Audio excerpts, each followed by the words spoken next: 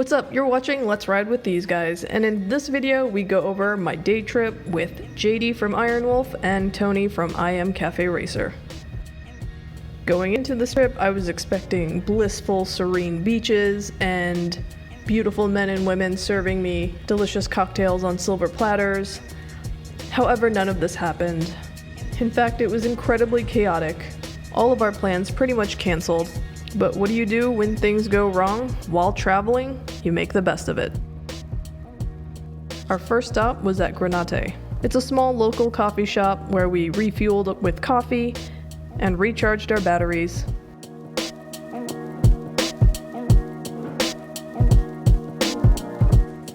There we met Danny, who's a local barista, coffee enthusiast, and photographer. Super nice guy. I really enjoyed this down-to-earth cafe.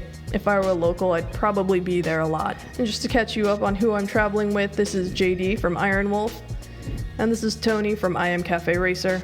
JD is one of the owners of Iron Wolf. They're a motorcycle brand coffee company. He's always got a big smile on his face and a great attitude.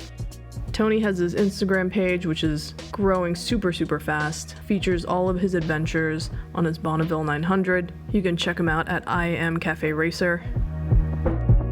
I'm riding my Royal Enfield Continental GT. This is JD's Triumph Scrambler. And this is Tony's Bonneville 900.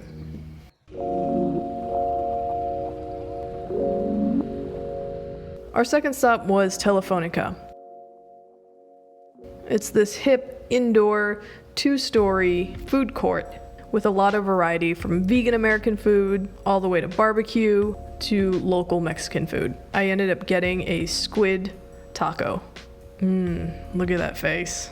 Anyways, the meal was delicious, but this is where things start to go off the tracks. JD's bike will not start. He's been having this issue for the last couple of weeks, but it's finally given up.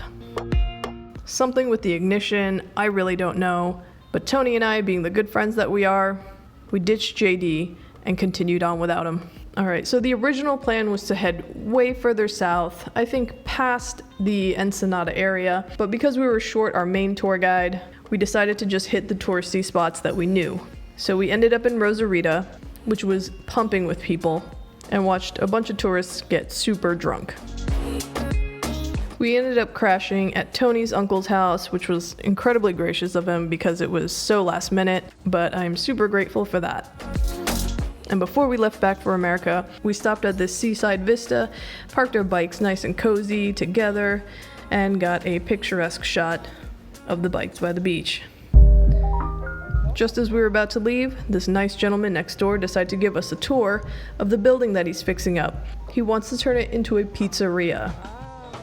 I'm sure the view will be really incredible once everything's done, but I low-key hope that he keeps that ladder entrance still there.